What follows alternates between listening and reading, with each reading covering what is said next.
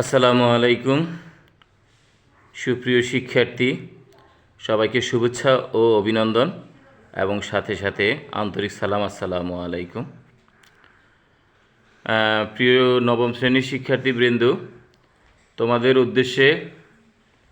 তোমাদের উদ্দেশ্যে নবম এবং দশম শ্রেণীর গণিত বিষয়ের বীজগাণিতিক রাশি অনুশীলনী 3.1 সূত্রের সাহায্যে বর্গ নির্ণয় দিয়ে শুরু করছি আজকের গণিতের ক্লাস। তো সর্বপ্রথম সূত্রের সাহায্যে বর্গ নির্ণয় করো, এটার ক নম্বরে লেখা আছে যে 2a + 3b। তো অঙ্কটা করার আগে আমরা একটু সূত্র সম্পর্কে একটু ধারণা নেই। তোমরা জানো যে a + b হোল স্কোয়ার সমান a² + 2ab + b স্কোয়ার। আর আরেকটা সূত্র আছে মাইনাসের, a - b হোল স্কোয়ার সমান a² - 2ab + b স্কোয়ার। এই দুইটা সূত্র দিয়ে আমরা বর্গ নির্ণয়ের অঙ্কগুলো করব। আমি প্রথমত ক নম্বর অঙ্কটা দিয়ে আমি শুরু করি। এই অঙ্কের মধ্যে 2a হচ্ছে a এবং 3b হচ্ছে b। এখানে যেরকম আমাদের a + b হোল স্কোয়ার আছে, তো এখানে আমরা 2a কে ধরবো a আর 3b কে ধরবো b। যখন আমরা a বলবো বুঝে নিব যে আমরা 2 এর কথা বলতেছি, যখন আমরা b বলবো তখন ধরে নিব আমরা 3bর কথা বলতেছি। তো এটার টোটাল সূত্রটা হচ্ছে a² + 2ab + b স্কোয়ার। তো আমরা চলে আসি সূত্রের মধ্যে। তো এটাকে আমরা বর্গ দিব, যেহেতু বলছে যে সূত্রের মাধ্যমে বর্গ করো, তো এই জন্য আমরা হোল স্কোয়ার দিব, বর্গ দিব। এখন আমাদের 2a হচ্ছে a এবং 3b হচ্ছে b। তো সেক্ষেত্রে আমরা সূত্রটা এটা অনুযায়ী সাজাবো, a² + 2ab + b স্কোয়ার। তো a স্কোয়ার বলতে আমরা বলতে আমরা 2a কে বুঝাবো। তো এটার উপরে আছে স্কোয়ার, এটার উপরে আছে স্কোয়ার, এটার উপরে আছে স্কোয়ার, এরপরে প্লাস 2ab। তাহলে আগে আমরা 2 লিখব। 2a বলতে আমরা কোনটাকে বুঝিয়েছি? 2a। a বলতে 2a কে বুঝিয়েছি। আর এই যে এখানে b আছে, b বলতে আমরা 3b কি বুঝিয়েছি, 3b plus b square. b বলতে 3b হোল স্কোয়ার। এবার এটাকে আমরা ভাঙাবো। 2 স্কোয়ার হচ্ছে 2 দুইবার গুণ, 2 স্কোয়ার মানে হচ্ছে 2 দুইবার গুণ। তাহলে 2 আমরা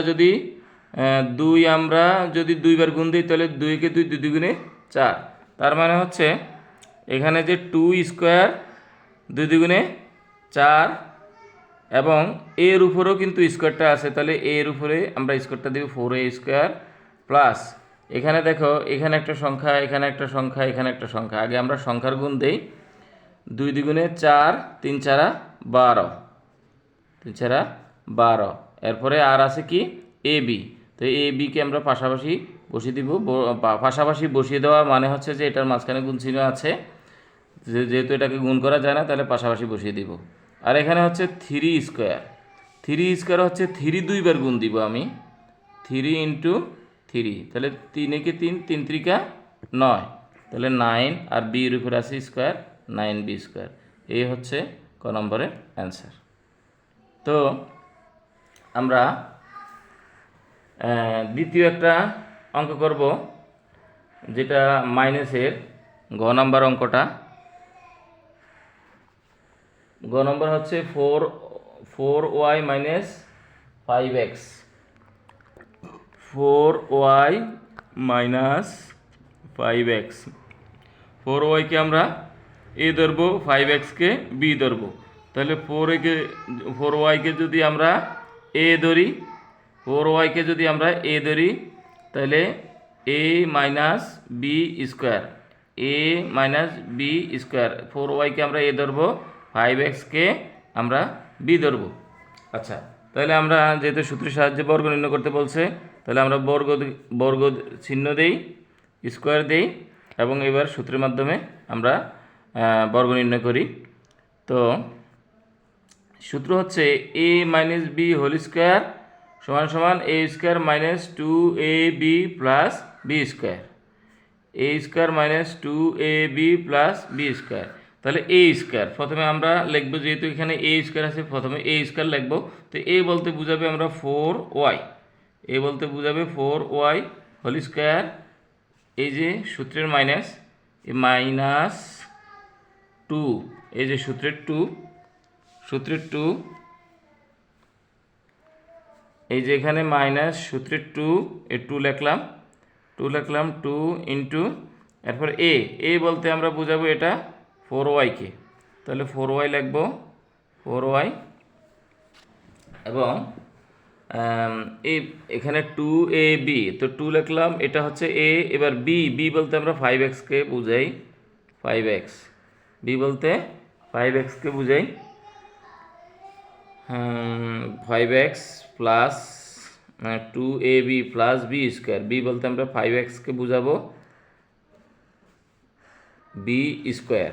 তাহলে a square minus 2ab plus b square, আমাদের সূত্র সাজানো হয়ে গেল।